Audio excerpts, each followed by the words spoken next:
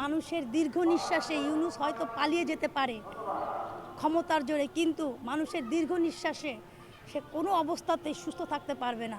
তার লাস্ট জীবন হবে দুর্বিষহ। এত মানুষকে সে ধ্বংস করে গেছে বাংলাদেশে, এত মানুষের সে কষ্ট দিয়েছে, মানুষের নিঃশ্বাসে সে দেখবেন শেষ নিঃশ্বাসেও তার জীবন হবে মর্মান্তিক। তার অর্থ একদিন কোনো কাজে লাগবে না, মানুষের অভিশাপে সে জর্জরিত এবং বাংলাদেশের ধ্বংসের মহানায়ক হিসেবে সে সারা জীবন ঘৃণিতভাবে মানুষ তাকে মনে করবে। আমি প্রথমেই জয়তী শেখ হাসিনার প্রতি কৃতজ্ঞতা প্রকাশ করছি। জয়তী শেখ হাসিনা এই আন্তর্জাতিক মাতৃভাষা দিবস পালন করেছিল 21শে ফেব্রুয়ারিকে। তার মাধ্যমে বিশ্বের সকলেই কিন্তু আজকে জানে যে আজকে আন্তর্জাতিক মাতৃভাষা দিবস 21শে ফেব্রুয়ারি। আজকে খুবই কষ্ট পেয়েছে, অমর একুশে শব্দটা লেখা নাই এবং অ আ কখা নাই। আর আরেকটা যেটা আছে যে বাংলাদেশের জন্মই কিন্তু হয়েছে আওয়ামী লীগ থেকে, অতএব আওয়ামী লীগ আছে, থাকবে। হয়তো সাময়িকভাবে কিছুটা কার্যক্রম নিষিদ্ধ হয়ে আছে, কিন্তু যখন প্রকাশ করা হবে কার্যক্রমকে সুযোগ করে দেওয়া হবে। তারপরও আপনারা জানেন ইউনূস সরকারের আমলে আওয়ামী লীগের শব্দটা বললেই মানুষকে মেরে ফেলেছে।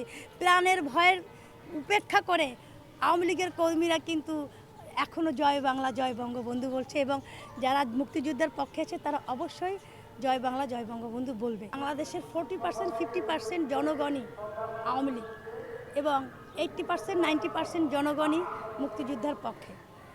অতএব আওয়ামী লীগ সবসময় আছে, সবসময় থাকবে। আওয়ামী লীগের বাইরে যাওয়া যাবে না।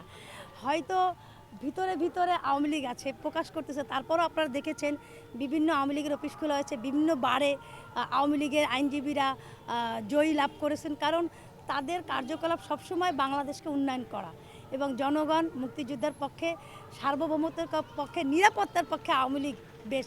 এবং আপনারা বিশ্বাস করেন আর না করেন, আমি একজন ক্ষুদ্র মানুষ হয়ে বলতে পারি আজকে বাংলাদেশের যে অবস্থা, যদি শেখ হাসিনা ছাড়া এই বাংলাদেশ থেকে এই অর্থনৈতিক উন্নয়ন আর কেউ মনে হয় কোনো সরকারই পারবে না উপরে উঠাতে।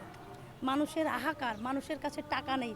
এই ইউনূস সরকার কিভাবে দানবের মতো বাংলাদেশটাকে ধ্বংস করে গেছে, মানুষ টাকা ছাড়া অর্থনৈতিক কিভাবে পঙ্গু করে গেছে, এই পঙ্গুতে একমাত্র দূর করতে পারে জয়ন্তী শেখ হাসিনা, আমি অনুভব করি এবং আমার বিশ্বাস বাংলার বেশিরভাগ জনগণই এটা অনুভব করে।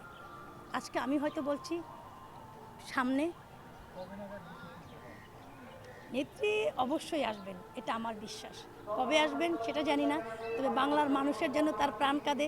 তার বাবা বাংলার মানুষের জন্য কেঁদেছিল, তিনিও বাংলার মানুষের জন্য কাঁদে এবং বাংলার মানুষের জন্য তিনিও জীবন উৎসর্গ করতে পারবেন এই বিশ্বাস করি। তিনি আজ হোক কাল হোক আসবে, এটা আমরা বিশ্বাস করি। অবশ্যই রাজনীতি করবে। রাজনীতি, বাংলাদেশটাই তো তার একটা সন্তান, আমরা হচ্ছে তার সন্তান সুলভ।